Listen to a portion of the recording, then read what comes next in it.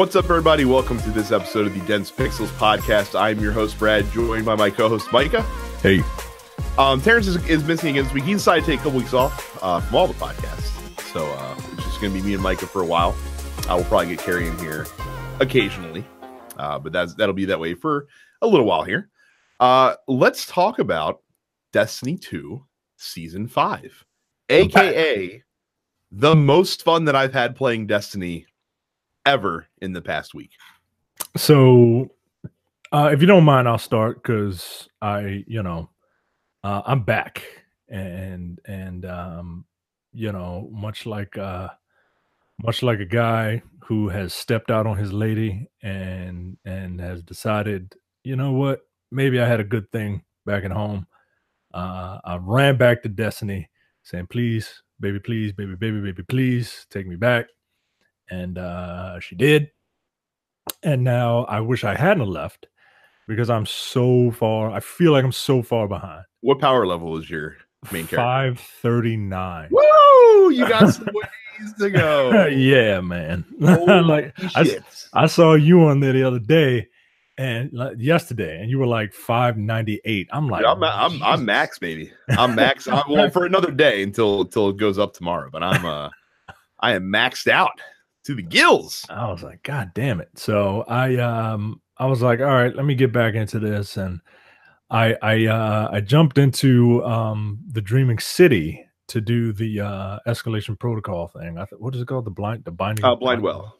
Yeah, I did the blind well because I had never done it. And I'm like, well, how do I get my other subclasses again? Like, oh yeah, I gotta go to the blind well. So I found one of the seeds and I unlocked another subclass. And yeah, it's fun, man. You can get the third one tonight too, by the way, if you grind out some blind well. FYI. Okay. Wait, what? So before you went to the blind well, did you go see Petrevenge to get the one bounty for doing blind well this week? Yeah, I think I did. Yeah. Have you finished that yet? Yes. You did it like 5 times. Yeah. Blind well. Okay. So one of the things that you got as a reward, you should have an offering to the Oracle, right? So if you go to because it's a curse week this week. It's the week where the curse is the strongest in the Dreaming City in the 3-week cycle. So if you go to the temple, which is in the top left part of the map, essentially. So like in like the landing area that you go in. Yeah. If you go up and then to the left, and then kind of you have to jump across some rocks, and you'll get to it's the temple where you first when you did the Dreaming City mission for the first time. Yeah. That you ended up in, and you present the offering to the Oracle machine. It actually opens a portal up to Marasov's like ascendant realm that she's in, essentially, and she'll give you the third seed of light that you need for your third subclass. Is that the only time is that the only way you can get the third one? The only 2 ways to get it are by doing that, or you have to beat the first boss in the raid. Those are the only 2 ways to do it. Oh, balls, yo. Really? But you can still do it tonight. Like if once we're done, if you hop in Destiny, if you have the offering to the Oracle, literally all you need to go is present it. I think I need to check it now. Get in there. All right. Yeah, so you can still do it until reset tomorrow. So you got time if you're trying to make that happen. All right. I gotta check it now. Okay. But yeah, it was fun, and I'm playing Gambit, and I only have 7 Gambit matches in just because I was trying to do all my dailies and weeklies and all that just to try and keep up. And I'm playing Gambit because I want that gun, and I don't really care about that fusion rifle, but I want that I want that auto rifle. I need the auto rifle. Like that's just what I use. So let me detail my week of Destiny. So to be clear, Black Armory hasn't even dropped yet. It starts tomorrow. Looking very forward to it. They showed a weapons trailer today. Some of the new weapons that are going to be in the expansion, and there's a lot of fucking fun looking shit in there. We'll see how it actually plays out once we get them. But I like the sniper rifle that you can basically concentrate an entire clip of ammo into one bullet. So you can body shot kill people in the crucible. That should be a lot of fun. But anyway, so I streamed on Tuesday. Many of you watched. And it was Destiny fucking Christmas that day because I got 2 exotics that I didn't have during this stream, plus a god rolled fucking Bad Omens, which is the Gambit rocket launcher with both tracking module and cluster bombs on it, which is fucking fantastic. Yeah. I've been playing a shitload of Gambit this week. 7 matches, Micah. 18 matches in this first week. Jesus Christ. Halfway towards the match requirement.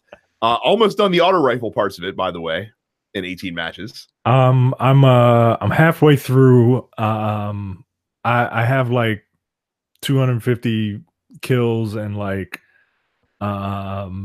57 multi-kills. Yeah. Multi-kills are harder than I thought they would be. They're not that bad. I mean, if you get 2 enemies with a single clip, you got it. Right. They're not hard, but I thought I would be done by now. So not only have I done that, I started the comp grind again. That's been a little rocky so far. So I had like a 6 win streak in comp, which is my best ever. And that I think I've gone the other way since, which not so good. Got the malfeasance finally. Finally finished the quest for that. I was stuck on the invader part of it, which is the last quest step where you have to get 25 invasion kills or you have to kill invaders. And then the other tough part is you have to get an army of 1 medal, which is where you invade the other team and you wipe all 4, or your teammates have to do it 3 times. So I don't usually invade a lot in game matches. Like I'll do it if nobody else wants to do it, but if there's someone that wants to get in the portal before me, have at it. I'm not gonna stop you unless you suck, and then I'll take over for you. Yeah. But when I was trying to grind this out, I was like, I'm gonna start fucking invading. Like this is gonna happen. And I wasn't bad. Like I actually had a 16 Guardian kill match of Gambit, which is pretty fucking nice. Yeah. And I wrapped up the 25 kills, but I couldn't get the army of 1, Micah. I couldn't get it. In a 4-game span, I had 5 invasions where I killed 3 people and couldn't get the 4th one to land. The worst of which being was when I spawned into the other team zone. I killed 3 of them within probably 7 seconds. Was wondering where the 4th guy was. I hit my ghost real quick, realized they only had 3 people on their team. So I'm like, fuck, I have to go chase after one of these guys after they respawn to get him. One of the dude respawns. He's running out of his spawn away from me because I went into their spawn. He ran out the other side. As I get him in my sights with Thunderlord and start laying bullets into him, I get zapped out of their zone and back into ours. Oh, that sucked balls. But I finally got. I had a teammate when I was solo queuing who did 2 army of 1s in 1 round, which got me the last ones that I needed to complete the quest. Malfeasance is really fucking fun, by the way. I can't actually wait to use that in Gambit once I'm done the auto rifle part of the quest steps to get the breakneck, because Malfeasance is really cool. And I know this because the other thing that I did last night is I finally got a chance to do the Shattered Throne. So the Shattered Throne is the new activity that you can only do every 3 weeks because it's in the Dreaming City and it's contingent on the curse cycle that's going on in the Dreaming City. So it's only available to do every couple of weeks. And for those that are not familiar, the Shattered Throne is basically, they call it a dungeon. It's essentially a 3-man raid for all intents and purposes. It's not quite as hard as a raid or as complex, but it's definitely way more complex than like a strike. Because there is like mechanics and there's some puzzles that you have to figure out and things of that nature. And man, I have to tell you, the Shattered Throne was a lot of fucking fun. It was a really, really good time. There's 3 different encounters when you first start the Shattered Throne. The first one's a little lame because you're basically going in this giant like ascendant area that you have to find these different temples that are situated around. You have to do a lot of platforming to get to them. That was okay. There is a kind of cool thing where you're walking on what seems like rafters almost. And you're trying to walk along in very narrow pathways, of course. And there's ogres that spawn that can push you off like with their blasts if you don't take care of them pretty quickly. That was pretty cool. And then the third encounter is a tough one because it's a room with a giant ogre that has a impenetrable shield. And the way that you take his shield down is by killing wizards around the room and getting a buff that once you stack enough, you can dunk it. It drops his shield for like 30 seconds and you can lay into him and kill him that way as well. And then once you're done all of that, you have to go up the tower again.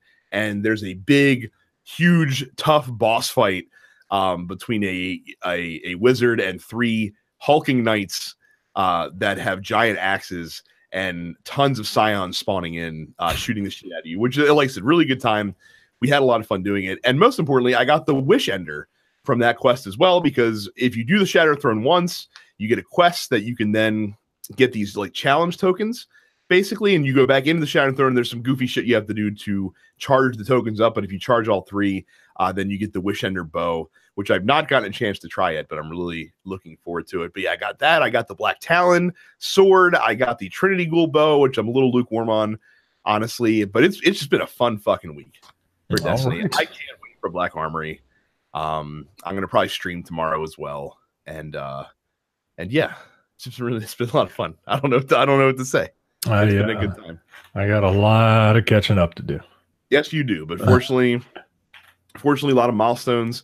And what sucks for you, man, since you're behind, you might not get to do some of the Black Armory stuff right away, because the Forge stuff is apparently like high level end game stuff. Oh, well, shit. So you're gonna have to get on that grind cycle. God damn it! Just make sure you do your challenges every week. That's all you got to do. Yeah, I think I have a couple more that I have to do, like the heroic mission, and I think I got a strike one to do. Yep. Yeah, that's the one thing I haven't done really this week is challenges, because there's really no point. Because there's no point. Yeah, it's just getting different roles on stuff basically. But yeah, it's just like I said, this week was just a lot of fun. I'm really enjoying it. Awesome. Right now. So nothing new for you. Didn't jump into that Red Dead Online last week? I did not. I got an invite from someone on a system that I did not own Red Dead for. So I apologize, Moses, for not responding to you, but I don't own Red Dead for PlayStation. I own it for Xbox because I had to make sure my Xbox worked. And it does. It works fine. Does it? I think it might need a new dashboard update just to make sure. Well, I mean, it turns on good. I did something dumb, and there was a flash sale. Oh Jesus! I should have known that this was coming. And a fool and his money are soon parted. I think that's in the Bible. And I bought Hitman because for how much? For $15. The game the first one. Yeah, okay. The first one. Yeah, the first game of the year edition for $15. Because I'm like, all right, it's $15. Right? You mean the allure of potentially assassinating Scene Bean was not enough to get you to purchase Hitman 2? No, not at all, and not for nobody's goddamn $60. Forget that. Let me guess. Hitman actually half off last week for a time. Really? Yeah. Well, I'll wait for another flash sale. I'll get it next year. But you haven't started playing yet, have you? I played the training mission, and it's fun. It's a fun little puzzle game, and they give you different things that you have to do, or that ultimately your mission is to kill the person without causing suspicion or anything like that. If you do, there are ways that you can get out of it, but I mean, if you fuck up, you've pretty much fucked up, and you should probably just restart.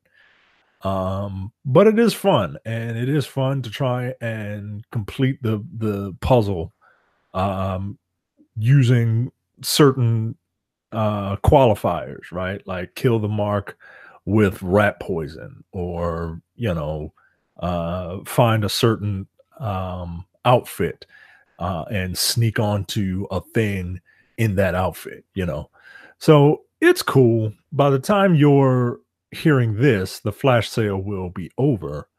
I would not buy it full price. That's just me. But yeah, if you want a nice little puzzle game, Hitman is okay. Those games have never jived with me.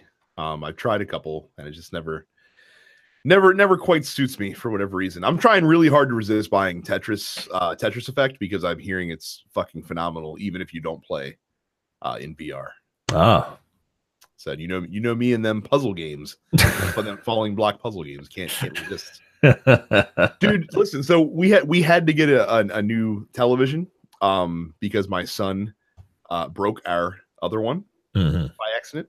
And so kudos to Jack, by the way. We opted for that TCL cheapo that he pointed out the other day, and it's not bad. The point of the story is I was trying to calibrate the display settings for my Switch. So I was going through the different inputs and checking out. And so I was like, oh, what better game to play than Lumines to get a good sense for like the colors and how to change it. And I meant to just log on and play Lumines for 5 minutes just to get, kind of see what needed to be tweaked. I played for like 35. That's just what happens. It's fucking Lumines, man. It's like Pringles. You know what I mean? Like you can't just. Yeah, especially once when you get on those chains where, especially early on when there's not a lot of blocks and you keep getting the single color bonuses and chaining them together. I can't stop doing that. Yeah, you can't turn it off. It doesn't work that way. Fuck that. So speaking of not being able to turn off, if you've not yet subscribed to this channel on YouTube, go do yourself a favor. Go to youtube.com/DensePixels. Hit the red subscribe button. Click the bell icon so you never miss when we upload a new video. Like I said, if you're listening to this when it releases in audio form, I'm probably going to be streaming Black Armory in the afternoon. So if you want to watch me play some Destiny, come on by. Come in the chat. I leave the chat pulled up. I'll interact with you guys while I'm playing. And again, we upload this podcast as well every single week. So again, youtube.com/DensePixels. Oh, and before not to mess with the housekeeping, I qualified for the FIFA Champions League this weekend as well in Ultimate Team. And I got my ass roundly handed to me. I only played like 5 matches, and I knew that I would. I think I won the first one, and then it was all downhill. So we'll see. We'll see what happens next time I grind up and get enough rank points to qualify for fucking not go well. But like I said, youtube.com/DensePixels. Make sure if you're not a premium member, go to densepixels.com/premium. Sign up today, $5 a month, $50 for the entire year to get access to our premium slate of shows, including the Look Forward political podcast, which releases weekly, and of course the Area Grievances, the Men with the Golden Tongues, and No Time to Bleed, where a new episode was just released for Skyscraper, aka Skyhard, featuring The Rock. I've not listened to it yet because I haven't watched Skyscraper yet. Once I do that, then I will circle back and listen to that podcast. You know what? I would advise you to watch Skyscraper. Just like get drunk and belligerent. The more belligerent you are, I think the more enjoyment you'll get. I wanted to go to the screener for that movie. It just didn't work out because of my schedule. Yeah. But I did want to go because I wanted to live the insanity that I'm sure that movie was. Yes, indeed. So it also had Ryu from Street Fighter in it as well. Yes, which was kind of wild. Just weird. I remember when I saw the trailers, like, is that Ryu from Street Fighter? Well, what is? I didn't even know he was acting anymore. Good for him. Good for him having a job and making money and stuff after all that. And then, of course, no matter what podcatching app you use, make sure you subscribe to all the TNP Studio shows, which include this podcast, The Nerdpocalypse, Black on Black Cinema, and Coming Distractions. That was the longest housekeeping ever took. We don't usually go on tangents during the ad reading, but say la vie. New releases this week: the PlayStation Classic Mini Console releases with its 20 games that can be picked up for $99.99 US. Comes with 2 controllers. Apparently, the emulation on it is fucking awful. And apparently, 9 of the 20 games use the inferior European versions of those games. Yeah, I've read that, and I'm like, wow, this is the definition of cash grab. Pretty much. Look, we give Nintendo a lot of shit, and they deserve a lot of shit, but they are also smart innovators in the game industry a lot of the time, and there's never been anything that they haven't made that somebody hasn't ridden the coattails of. Yeah, to try to grab a quick dollar. There hasn't been, and to varying degrees of success. Like, correct. Nintendo is steady Eddie. They'll come up with something and everyone else will try to copy it. The Nintendo thing will be good to great, and everything else will be hot garbage or the best thing in the world. Or the best thing in the world that's overpriced so nobody will buy it. Vito, what? Oh, that system shouldn't have failed. Super Smash Brothers Ultimate comes out for the Nintendo Switch this Friday. Oh shit! Yeah, it's already that time, if you can believe it. Wow. Okay. So, I'm actually looking forward to it. To be quite honest with you, I'm looking forward to it to give me something to play on the train. Yeah, you're lucky. You're lucky in that regard, in that you'll have a lot of opportunity to play it. So I'm gonna have to tear myself away from Destiny in order to do that. That's so you ain't playing it. That's an easier said than done task. Right. I will tell you. Just Cause 4 also comes out as well, allegedly this week. You wouldn't know it because there hasn't really been any buzz. Exactly. Micah's reaction is the correct one. PlayerUnknown's Battlegrounds releasing for PlayStation 4 this week. Hello Neighbor Hide and Seek coming to PS4, Xbox One, and Switch. Jagged Alliance Rage comes to PS4. Monster Boy and the Cursed Kingdom comes to PS4 and Switch. Persona 3 Dancing in Moonlight and Persona 5 Dancing in Starlight coming to PS4. Micah, what is the difference between these Persona games and their regular versions of them? Do not ask me. I didn't start getting into Persona until 4, and even then, couldn't finish it.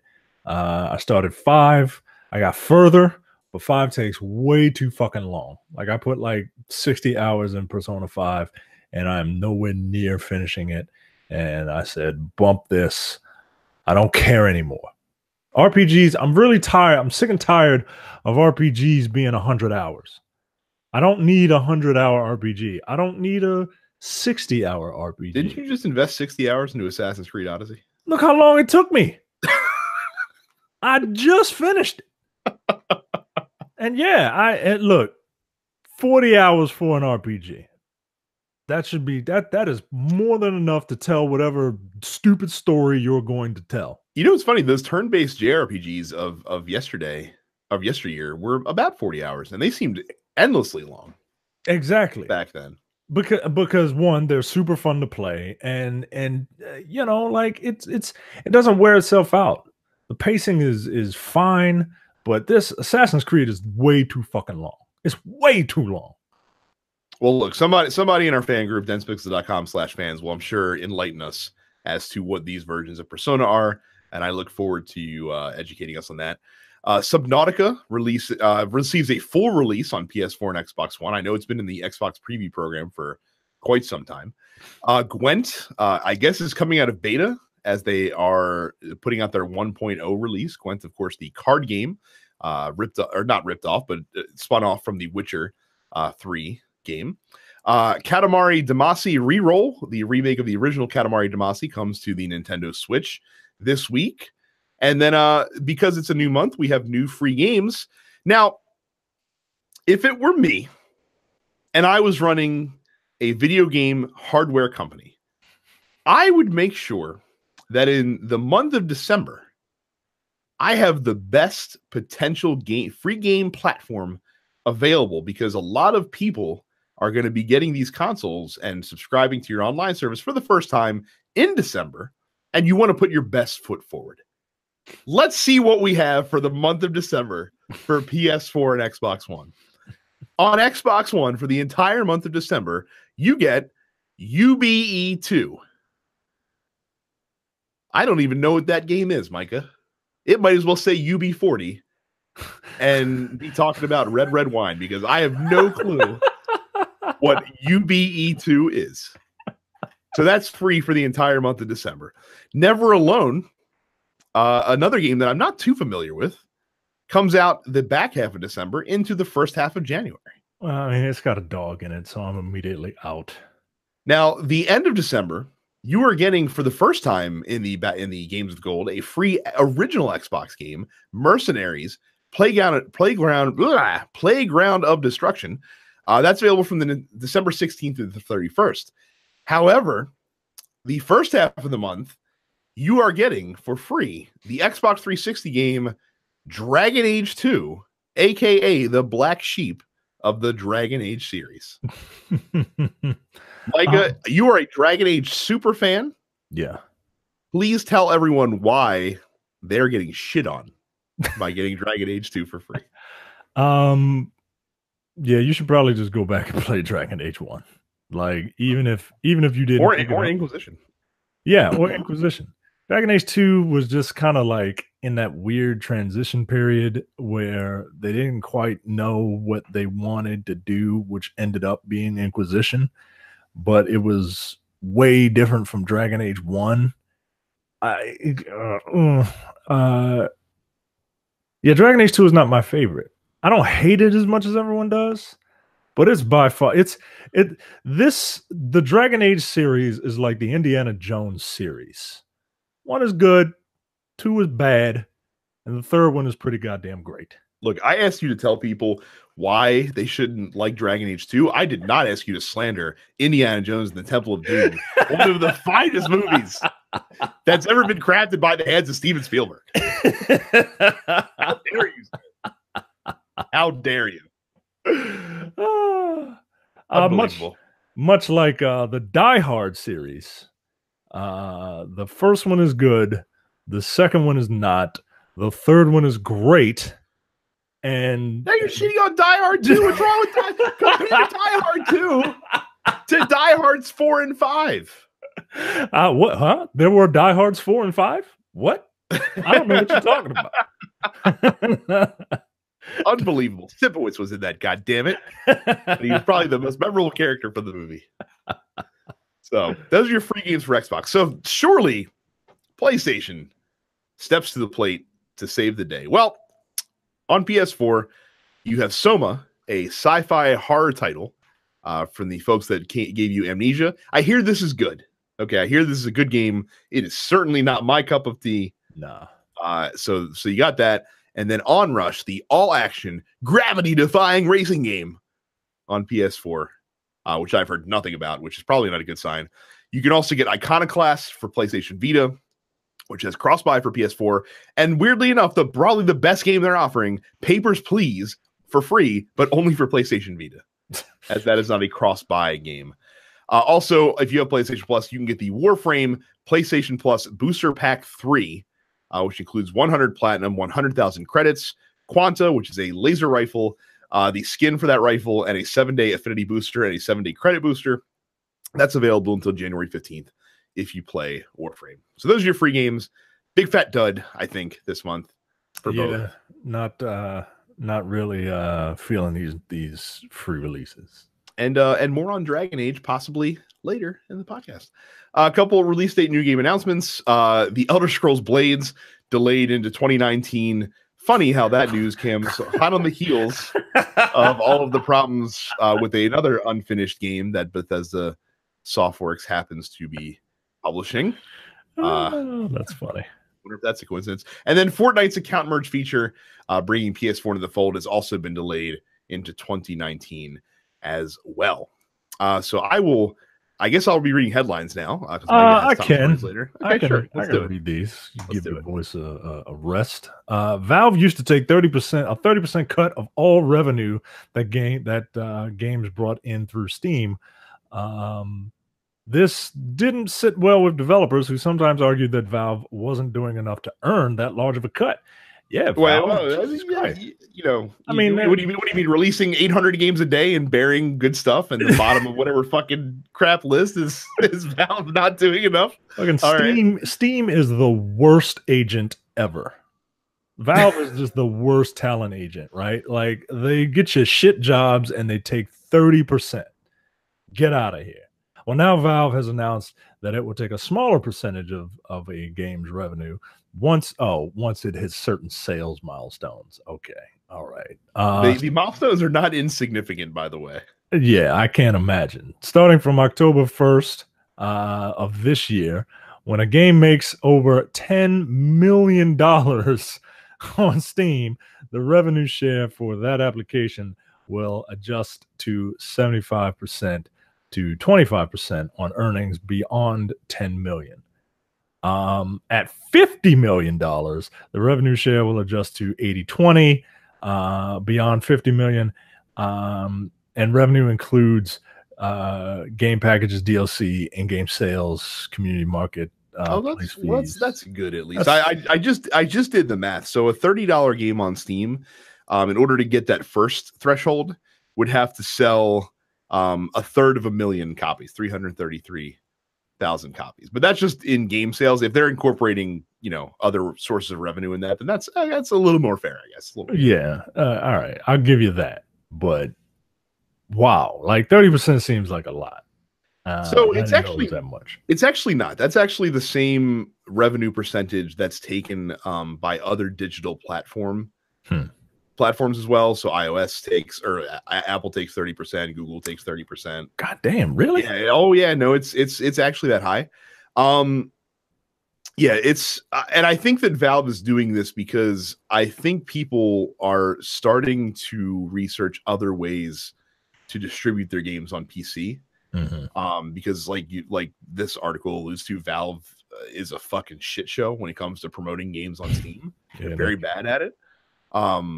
So I can understand that why they might make this kind of a move to keep especially their most successful games on the platform.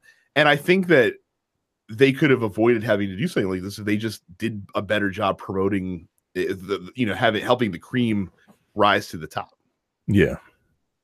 So I haven't been on Steam in a while. I should boot it up real quick just to see. I don't know if it's going to happen real quick. You're probably going to download 800 updates. If you Yep, there you go. Updating Steam. All right. Never mind then.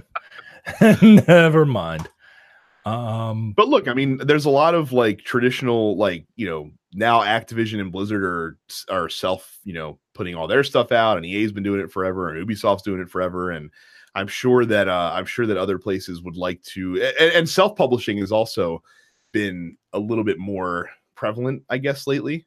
Especially there's been a few indie titles that have really caught fire. So look, I understand why they're doing this. I think it makes sense, but I think curation should be their main goal in that marketplace right now. And the same goes for everybody, by the way. PlayStation is equally as guilty in not featuring their best stuff very well compared to just featuring everything.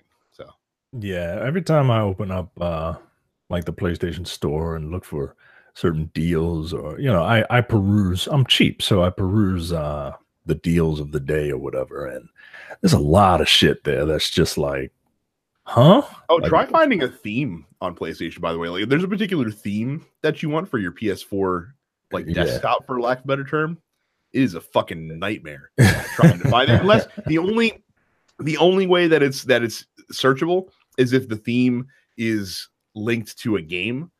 Yeah. Because then you can just search the game and then go to add-ons from there.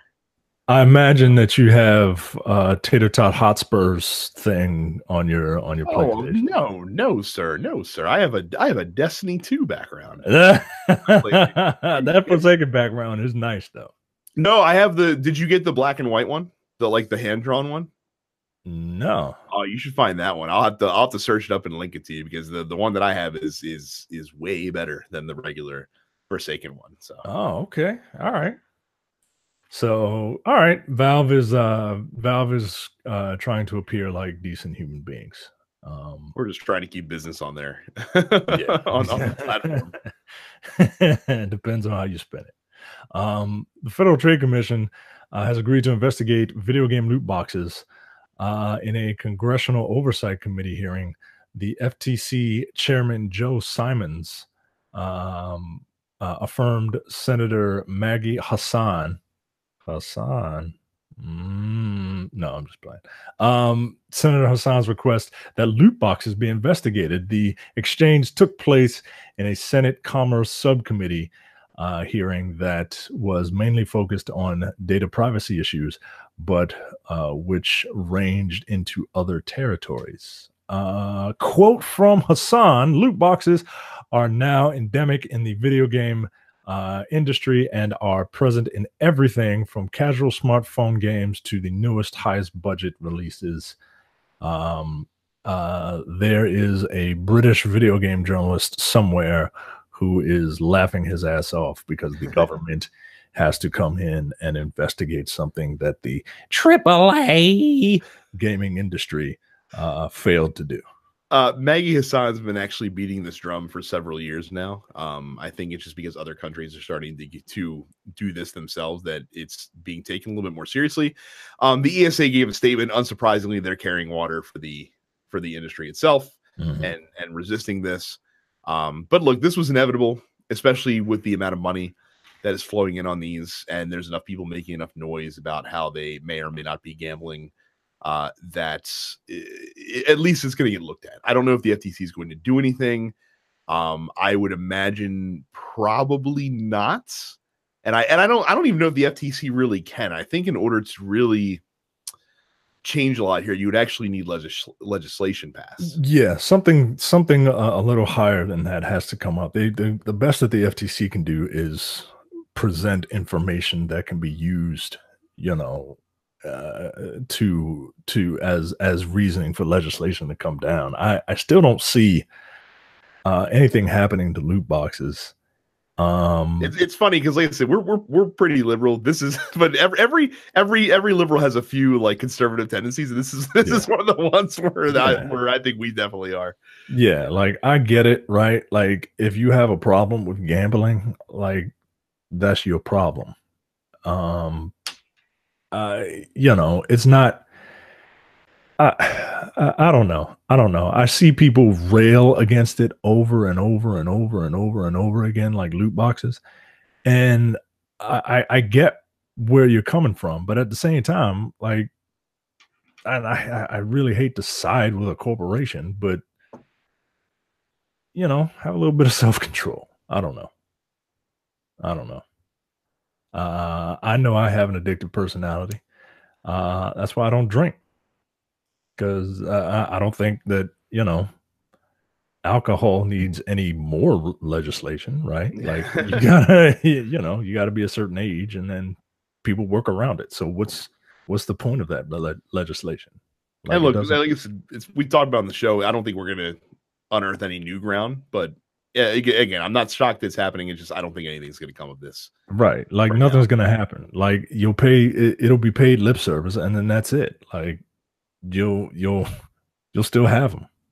Like it's just the way that that this industry is going, which, you know, kind of sucks, but at the same time, like I still want my games to cost $60. Right, that's what I'm saying. It keeps the whales keep your prices low. Right. So you know, shit, I mean, Fortnite doesn't cost anything, and it's because we're willing to throw gobs of cash at it, right, for nothing, and it will probably always cost nothing because what the fuck? Like, they don't, I mean, they're like Fortnite's making so much money from Battle Royale that they're even making the thing they used to charge you for free soon as well. like the cooperative horde mode thing that was the original premise of the game, but you used to have to pay $40 to access. Now they're just like, oh fuck it, we might as well make this free too because we're just making so much money that it doesn't fucking matter. Right. So you know, games used to be like $80 when we were growing up, kids. Games really did. I paid $69.99 for my Super Nintendo copy of Chrono Trigger. Yeah, back in 1995, and that was 1995 money, kids. Back when money was right, just a little bit more than it is today. Right, like like when you saw a $20 bill back then, you thought you were fucking rich, man. Right. You could fill a tank and a half of gas on that $20 bill. Now you can't do nothing with it. So, yeah, I get it, but you know, I like games being at $60. So. Nintendo has announced an end to its controversial creators program. The company announced the news via Twitter, along with a brief statement explaining the program will come to a close by the end of December. Nintendo is ending the program to make it easier for content creators to make and monetize videos that contain Nintendo game content. Why is Steam opening up again? I thought I closed it. Thank Christ for this. This was when they rolled this program out. This was the dumbest, pettiest, most backwards looking thing that I have seen a major company do that didn't get a lot of play outside of the circles that people cared about it in. Mm-hmm. But it's just dumb. It's just stupid. Yeah, you don't want this free advertisement. You're turning down free advertisement, or not even turning it down. I mean, you're just capitalizing off the backs of people who are creating content that essentially is free advertisement. Right. Like you, it didn't make sense. Like you said, it was backward ass thinking. And it caused a lot of influencers, a lot of very popular influencers to be like, look, we're not going to stream Nintendo stuff. Right. Because I want to get paid and make a living. And so if Nintendo's going to take 40% of my ad revenue when I do a video of theirs, I just ain't going to do a video of theirs because I'll do a video of something where I can get 100% of the ad revenue. In 2017, the release of Super Mario Odyssey and Breath of the Wild reignited the conversation around streaming Nintendo games. YouTubers were hit with copyright claims on their videos, which led them to being demonetized by YouTube's system. Nintendo also restricted live streaming, even for users who were part of the official program and playing one of the approved games, even if it was for non-monetized purposes. Okay. And looks super smart of them to do this right before yeah, their big game of the year comes out. Yeah, no shit. That just so happens to lend itself really well to live streams and videos. So, and again, smart on them. It is. I don't want to say it's a shame that they're not going to have to pay for their bad behavior, because streamers are going to be jumping all over Smash Brothers. Yep. But it's good that they finally lifted that fucking program, because what a dumb thing that is. That was. Yo, Nintendo ain't shit, man. Yeah, they ain't slick. Get out of here. You ain't slick, Nintendo. We see you. We see you. And I see something else that excites me, but I'm a little scared. Dragon Age is due for some news in the coming month, according to BioWare's general manager. This likely means some sort of news about BioWare's 10-year-old fantasy RPG franchise. God damn, that thing is 10 years old. Mm-hmm. Most likely at the Game Awards, airing this Thursday. Wednesday? Yes, no, Thursday. You're right. Airing this Thursday. Look, I want more Dragon Age stuff. I did not hate Mass Effect Andromeda. We downright liked Mass Effect Andromeda. Yeah, I did. I did. If I didn't, I wouldn't have finished it. And and now I'm ready for Dragon Age. I want something with Dragon Age. Like, Dragon Age is the only like fantasy setting in entertainment that I really like. Like, I've never been into Lord of the Rings. I don't play any of those Shadow of War or Shadow of Mordor games. I don't even really like the Lord of the Rings movies. But I there's something about the Dragon Age universe that that first game really captivated me, and I really enjoyed it. And yeah, and it's just dark enough, right? Like, Mass Effect is cool, but it doesn't have like dark gray areas in it.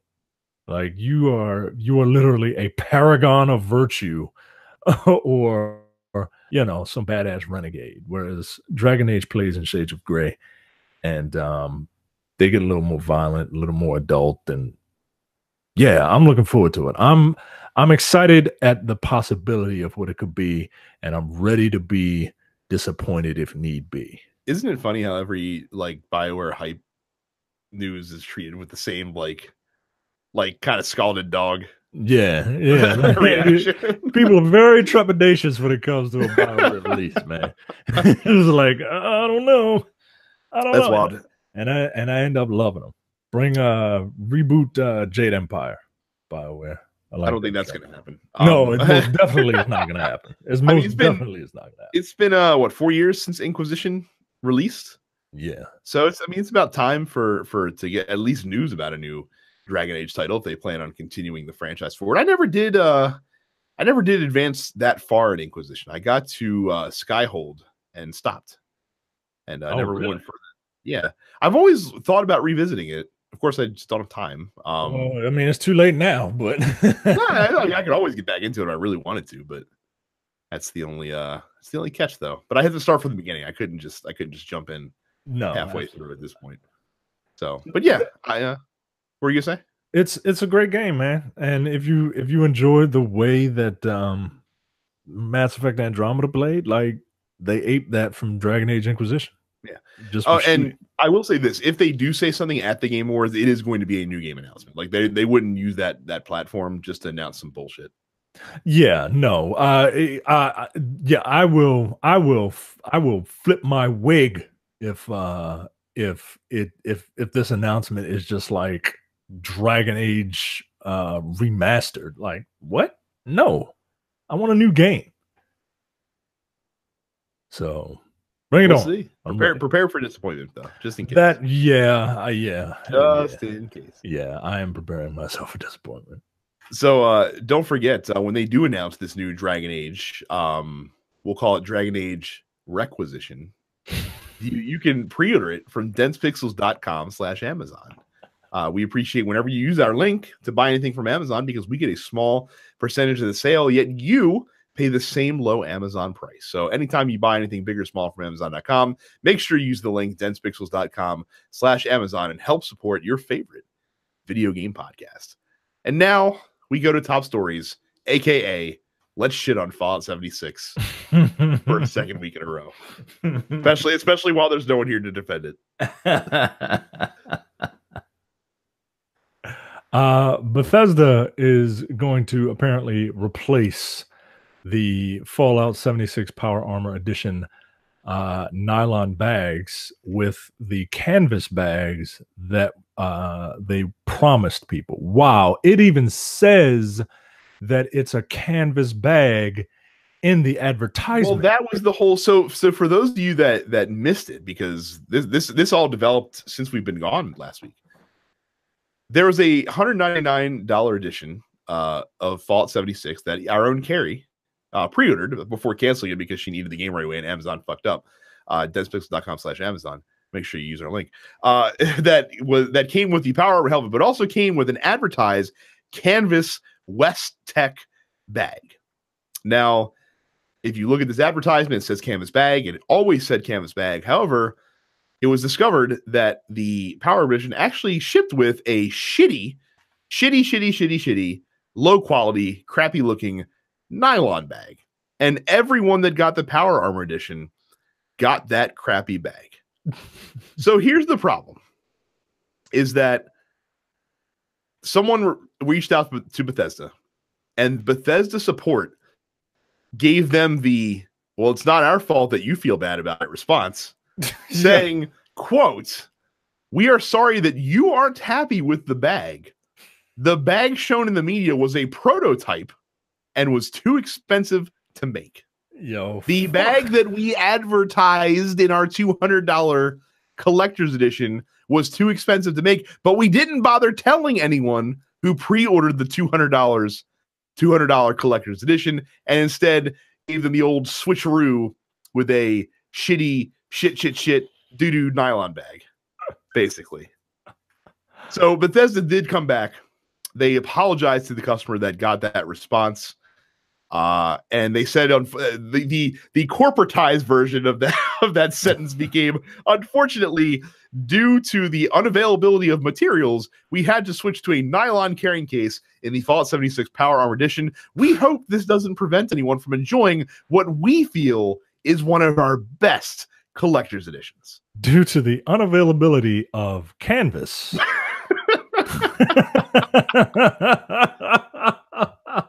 Now, part two of this story was the best part, because there was rightfully an uproar on the internet about this, and they decided to say, and I'm using air quotes for those not watching on YouTube, make good by giving anyone that was upset and contacted their customer service 500 atoms to use in Fallout 76.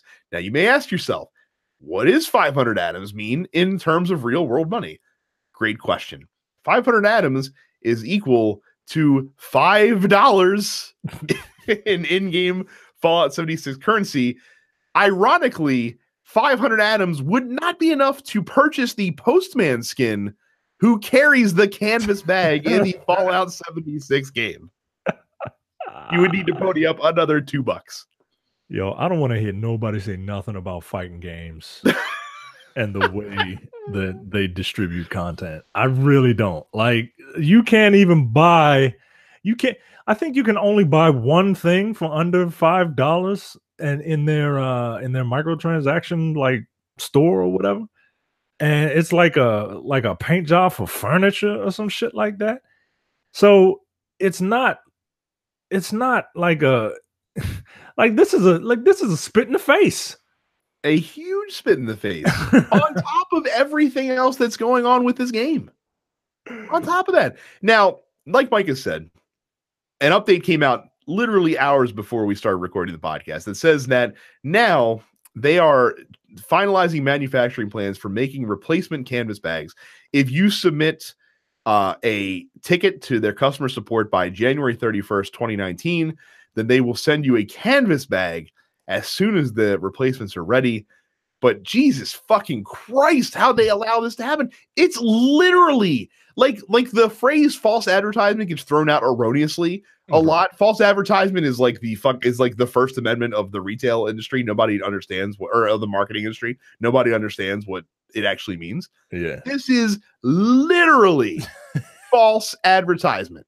The only thing that saves them, and I'm trying to see, I'm trying to blow up this image to see if it has the little, we reserve the right to change this thing at any time thing. And I don't see it. I don't see it on there either. Copyright underneath their logos, but I don't see the asterisk saying, canvas bag, canvas West-Tech duffel bag, asterisk, canvas as available. Like so, but to lead into our next story, turns out that they might not be able to. They might not have had enough canvas to make the bags. Because they use them off of these beautiful canvas book bags that they just handing out to people, to influencers, to people who are playing this game and doing their free advertising for them. And nah, yo, nah, like yo, this is terrible, man. This is terrible. This is. So yeah, they were doling out these I guess this is a nice looking hipster Fallout canvas book bag to influencers. One YouTube person did a goodie bag unboxing, like, oh hey, I got a goodie bag from Bethesda for I got a goodie bag from the devil for giving him more souls to feast on as they purchase this game and get all pissed off. And yeah, we see this thing. Apparently people have reached out to Bethesda for comment, and they haven't made a comment yet. Surprise. Well, I mean, I guess their comment was, "We're making the bags, for Christ's sake, leave us alone." Like, yeah. I guess that was their response to all this nonsense. You should send them both. Send them that bag too. How could this is an easy thing to fuck up, or to not fuck up, rather. I'm sorry. Once you realize, hey, this is not financially viable for us to make these bags. How was that not immediately announced and changed? Right. Like who dropped the ball on that one? Right. In Bethesda. It's unreal that they allowed that to fucking happen. Because again, that's not even on the people that make the game. Like that's on their marketing department. Like that's who is responsible for this kind of stuff. Yeah. So you can't even blame Todd Howard for that. As Todd Howard's fault. That's fucking Sheila and marketing's fault for not fucking catching that shit. Well, I think for those of you that don't live in Maryland, Bethesda is a very uppity area, and I think that the fine folks over at Bethesda were feeling themselves as they are wont to do. They've got everybody by the short and curlies, and they will do whatever they want. So they were like, whatever. What do we promise? A canvas bag? Pfft, these dummies. I mean, they won't know the difference. Look at our games. They're so fucking ugly. It looks like a nylon bag. That's fair. You know what? They might have just thought that was the Bethesda rendered graphics version of a canvas bag. Fucking call Squee for for this mess up. He probably works in Bethesda's marketing department. Too busy watching the Kavanaugh hearings, but he should have been catching shitty bags coming out here. His name being dropped all over the place. The deep cut for you Look Forward fans out there. Oh shit. Bethesda bans Fallout 76 players for life after a shocking in-game homophobic attack. Dude, have you watched this video? I have not. Holy. I'm in a very weird place right now where I feel like if I see some injustice, I I can't, like, I'm not one to go on the internet and yell and scream. I'm one to just kind of like stab you in the throat, right? And I can't, and there's nobody to stab. So I try to stay away from this. So what happened? So basically, so in Fallout 76, you are at all times on a server with, I think it's like 2 dozen other people, basically. Now, the world is large and you might not run into anybody because the world is so vast, but there are people that are playing on your same server. They can interact with you. They can attack you if they want to. If you don't fight back, then you take less damage. But basically, you will interact. You can be forced to interact with other people if they decide to mess with you. The other thing that is a bit of a problem, and I understand why it's done in this type of game. There's a proximity chat system that's enabled by default in Fallout 76. Now, you can turn this off if you want to, I'm assuming, but by default, anyone that you that's around you in the world, if they have a mic on, they can talk to you. I don't like there's that. there's no push to talk. There's no their mic is just on. And if they're in proximity of you, that basically if they're within like real life earshot of you within the game, then you can talk, you can communicate with each other. No texting, no text chat, no nothing like that. Just fucking talk. Well, as well intentioned as that idea probably was, it led to its inevitable conclusion of a group of people playing the game, going around in a posse, and basically using homophobic rhetoric to chase and, for lack of a better term, and this is basically what it is, gay bash somebody in Fallout 76. Wow. So that's the thing that happened.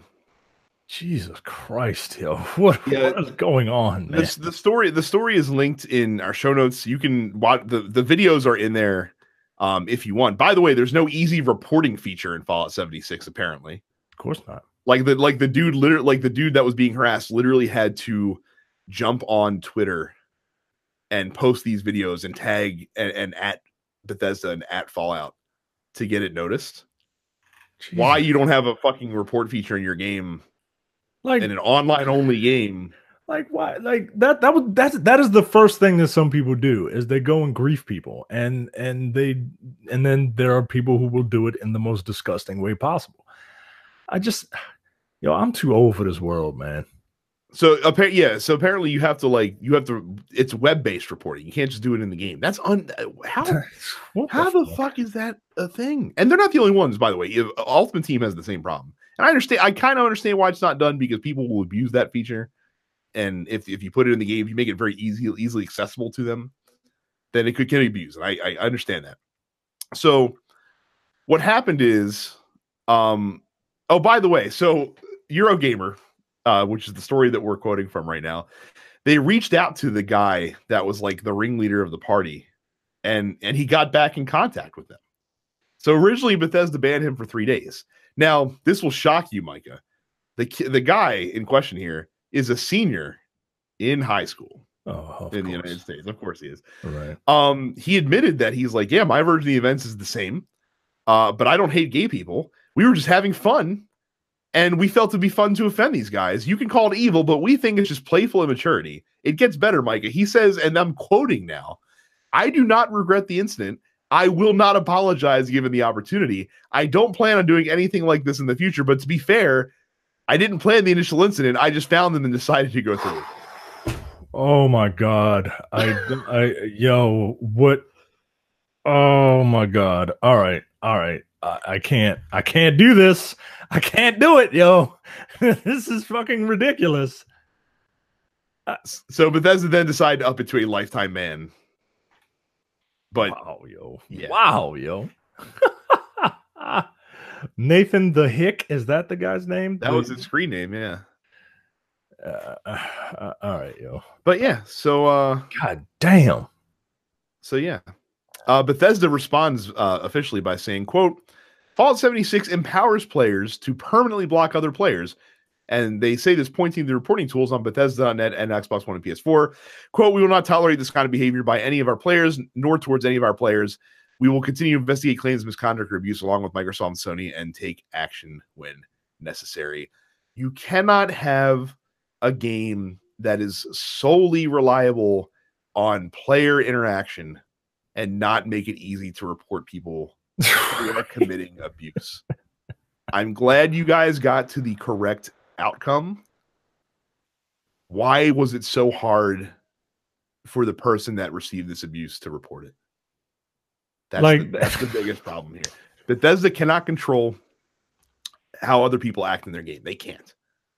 And again, when you have a feature like they have, especially with the proximity chat feature, where you have to literally disable being able to hear other players talking, this is inevitable. And I'm sure that they knew that something like this would probably happen at some point. But I mean, did they know? You have to be the most naive person in the entire world to not realize. That would be like advertising a canvas bag in your collector's edition and switching out for a nylon one and thinking that nobody would notice. I don't know anyone that would do such a thing. I think again, it's that Bethesda bubble, right? Like that Bethesda, for those of you that don't know, is in a very like expensive part of Montgomery County, which is an expensive part of Maryland, and they live in a certain bubble where people don't act like that outwardly. So they're like, it's not like everyone that works in Bethesda is from Bethesda. Nah, yo, it's not like they're you spend that much time. Yeah. I'll tell you something. You spend that much time in that place, like it envelops you. Like you become that. They turn you into the Stepford Wives. Like it's weird, man. It's weird. Mike, I don't want to trigger you again, but a detail of the story that I missed. Apparently, the dude Nathan the Hick, after the encounter, uploaded it to his YouTube channel with a title that is "Must Be Seen to Be Believed." Yeah, I can't, yo. I can't do this, yo. And look, I don't give a shit what this guy says. Look, he's probably 17, 18 years old, high school senior, whatever. We were all dumb in high school. Every one of us. Yeah, no one is subject from that. You don't do shit like this in a game if you don't have fucking desires to do this shit in real life. Yeah, man. Like, I have never ever done anything in a video game that I've never said or done anything in a video game that I wouldn't say or do to somebody to their face. Period. Right. Well, Brad, that's because you're a man. Well, sort of.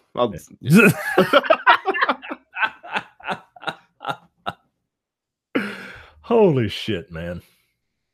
But yeah, just fucking gross. Like I said, if you want to see the video, you can. It's gross though. It's fucking it's disgusting, and you will be upset if you are a morally righteous person. Yeah, so, but yeah, if you want to see the video, yeah, like maybe you need to look in the mirror. I mean, I didn't want to see the video. I did it for the purposes of this show. But I understand. It's gross, and yeah, it's not cool. So don't do that shit. And pretty much just don't play Fallout 76. I mean, that's the proper there you go. Conclusion. Fallout 76 is bringing out the homophobes. It is Fallout 76 is the reason why homophobia exists. Don't buy it. So that's all for top stories. Dense Pixels Post Office. We, of course, ask you every week for your video game themed questions, and then we select a few to read and answer on the show. So we will answer 4 questions today. We will alternate, and I will go first. Let me scroll through the questions here and steal the one that Micah probably wants to answer himself. Let me see there. Here's a good one. Carl says, which Twitch channels God damn it, Brad, do you watch?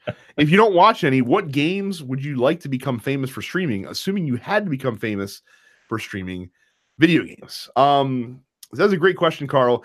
So as far as Twitch goes, first of all, I don't watch a lot of Twitch. I do watch a lot of YouTube.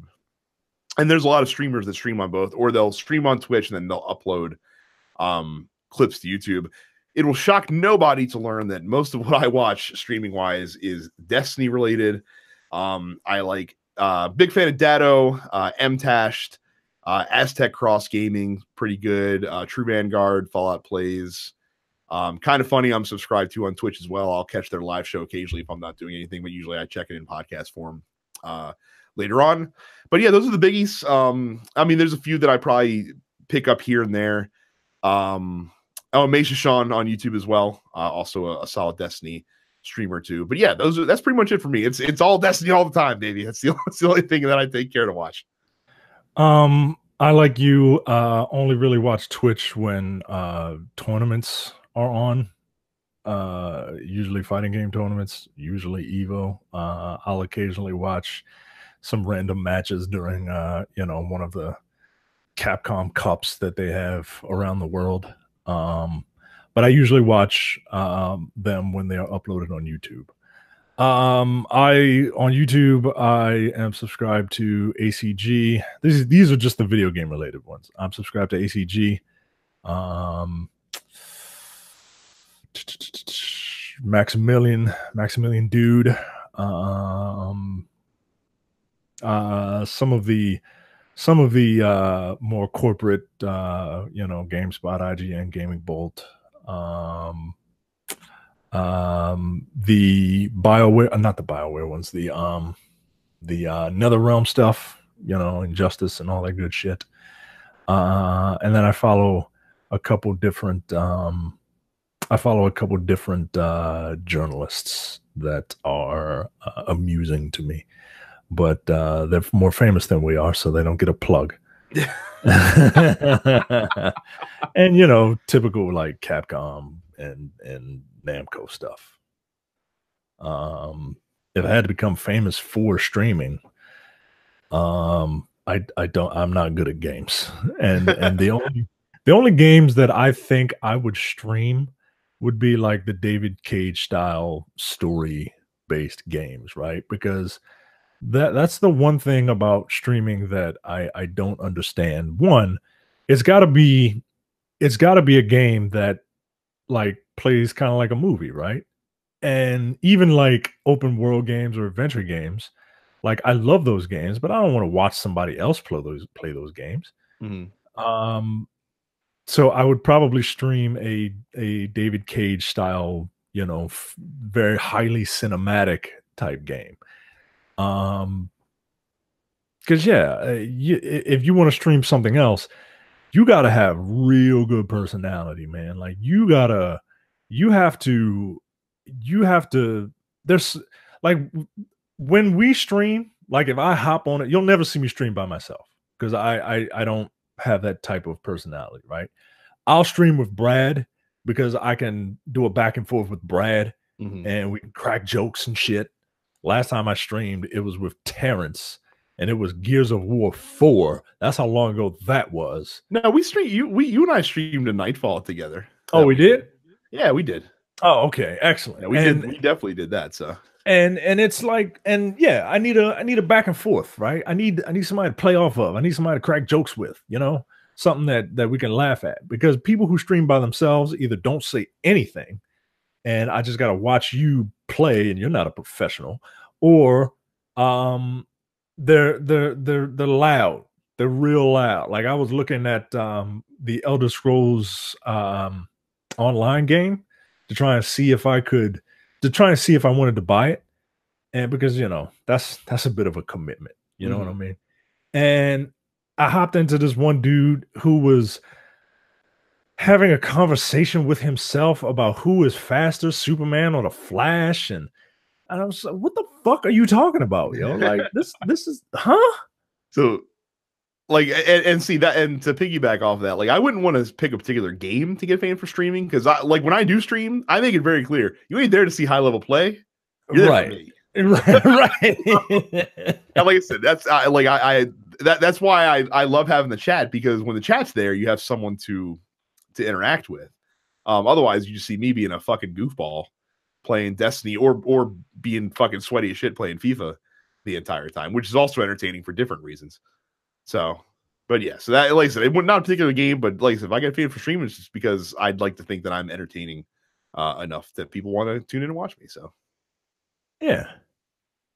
I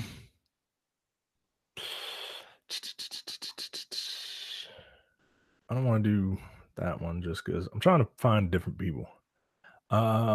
Chris says if Destiny was going to be announced to be a live action media, what do you think would be better? Do you think it would be better as a movie or a Netflix series? And who would you cast for the characters, and who would you have as writer director?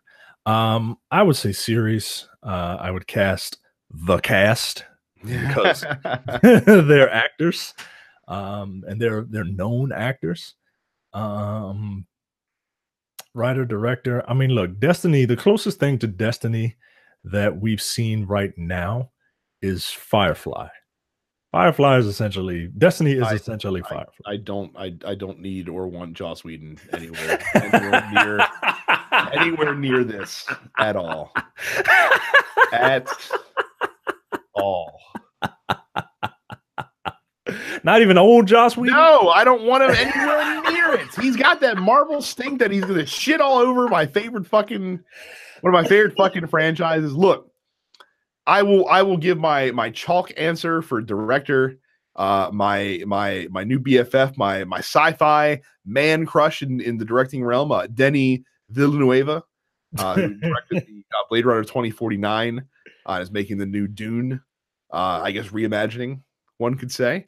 Do you think he would be the right fit for the Destiny? Has a certain swagger to it. Yeah, I'm not. That's the only thing that I'm not sure. But I'm also looking at the fact that like Sicario has lots of like humor in it as well. That's sprinkled throughout.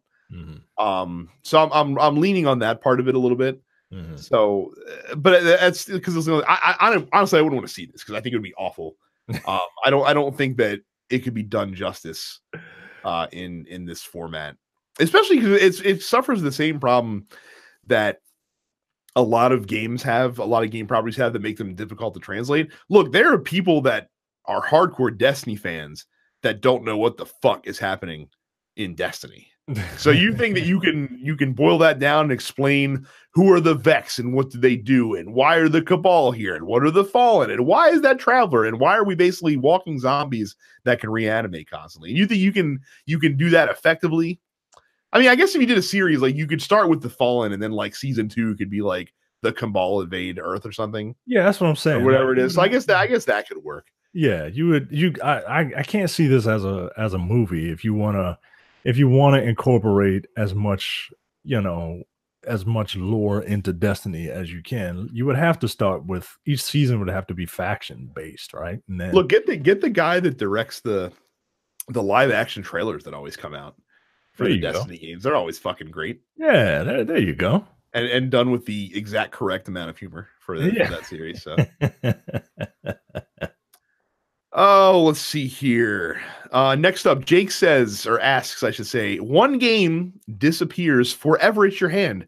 Its memory lives on in hatred, but never again does anyone get their chance to play it. What is your pick? Mine is now and will always forever be Tomorrow Never Dies on N64. Has there ever been a follow-up that let you down more in life?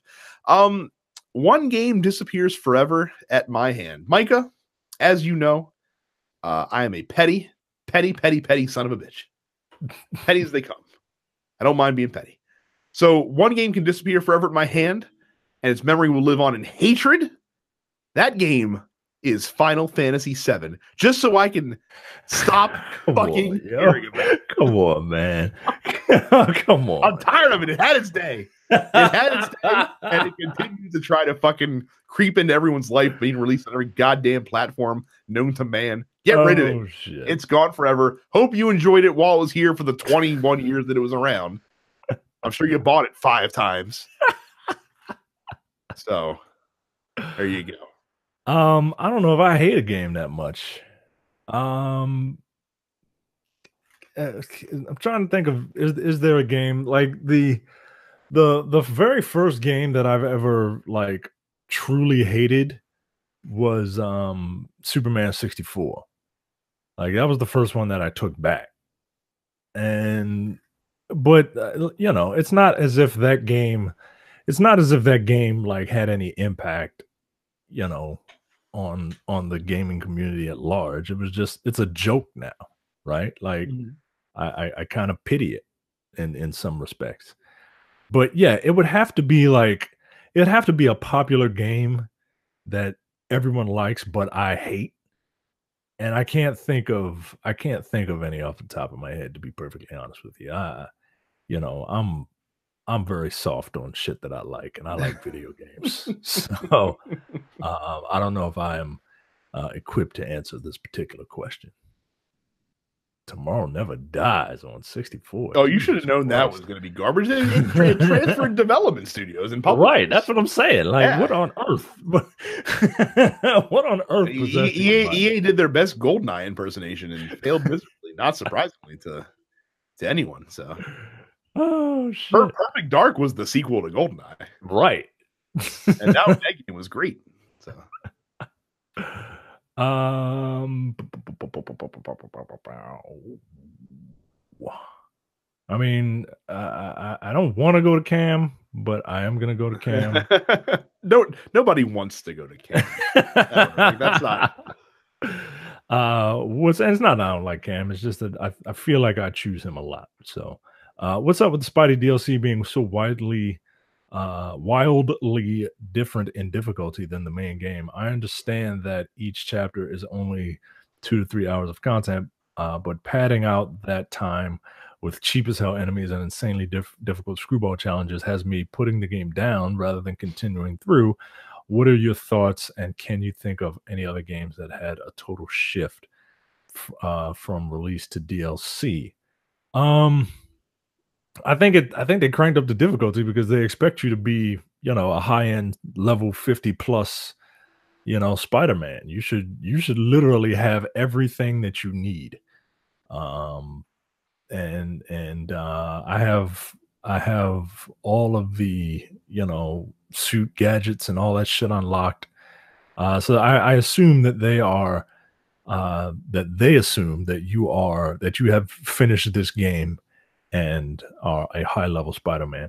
I do agree that some of the newer enemies like that heavy Gatling gun guy is incredibly cheap, and it is fucking bullshit that he can just eat all of your punches while swinging. Like, you can't interrupt his animations, which is kind of weird. And he takes 2 bars of focus to take down quickly. Like, that's nonsense. But it's not too bad. And Screwball's just a bitch, but you can get through him.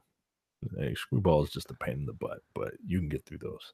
And I mean, this is the tricky DLC can thread a very tough needle because development time on it is much more limited than that of the regular game.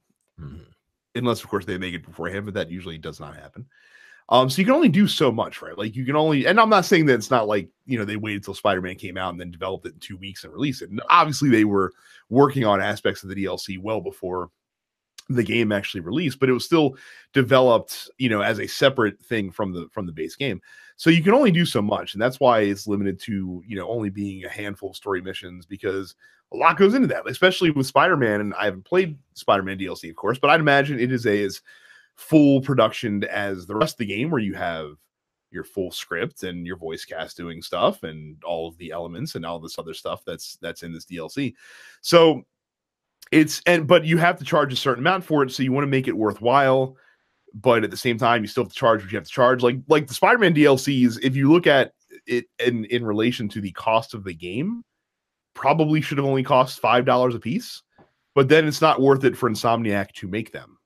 You know what I mean? So, like, you have to, your DLC is always going to be short, and it's always going to feel, not always, in a lot of cases, and Spider-Man is not the first game to have DLC that feels lackluster compared to the base game, but that's because it's just a product of what story-based downloadable content is. Mass Effect suffered from this all the time.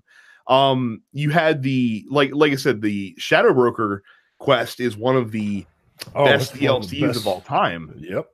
But the one that came before that, which was called Yeah, it was like horror based. Yeah, like was one of the most forgettable and kind of lame. And also Mass Effect, the transition DLC between 2 and 3 that came out was also really short and relatively forgettable as well. So you kind of take the good with the bad. But yeah, that's not an uncommon thing for DLC. It's just a product of what it is, essentially, if that makes sense. Real quick, Malcolm, I did not get a chance to watch the Tekken World Tour Finals, but I have seen the DLC. Hooray for Marta coming back. Hooray for Armor King coming back. Hooray for Julia. Negan looks fucking weird, man. Like everyone in Tekken has like a anime style face. Like everyone had like doesn't have like a bunch of wrinkles and shit. Like each face looks kind of like it needs to be in that world.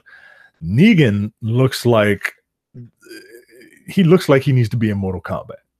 It just is kind of weird. And the official Negan gameplay trailer is like 5, 6, 7 minutes long because they redo a scene from The Walking Dead before they show actual Negan gameplay. But you know, at first I was all about it, but yeah, Negan just looks kind of weird fighting, you know, Jin and Lars and Steve, you know? So I don't know. We'll see with Negan. Now I feel like they could have just put a different character in there. Like a character from a fighting game, or bring back someone from Tekken. I don't know. But yeah, Negan's kind of weird, but the rest of them I'm fine with. Cool. That is our show for this week. Don't forget to join our fan group, densepixels.com/fans. Leave us a 5-star review on iTunes, which we will read on the air if you do. Make sure you follow us on all of our social media channels. Subscribe to the podcast wherever you subscribe to podcasts. YouTube.com/densepixels, and hit subscribe there as well. That is it, you guys. Thank you very much again for watching, and we will talk to you next week. See you. You're watching the Dense Pixels YouTube channel. Click the subscribe button while you're here, and make sure you check out our weekly podcast where we discuss the latest gaming news and our impressions on what games we've been playing.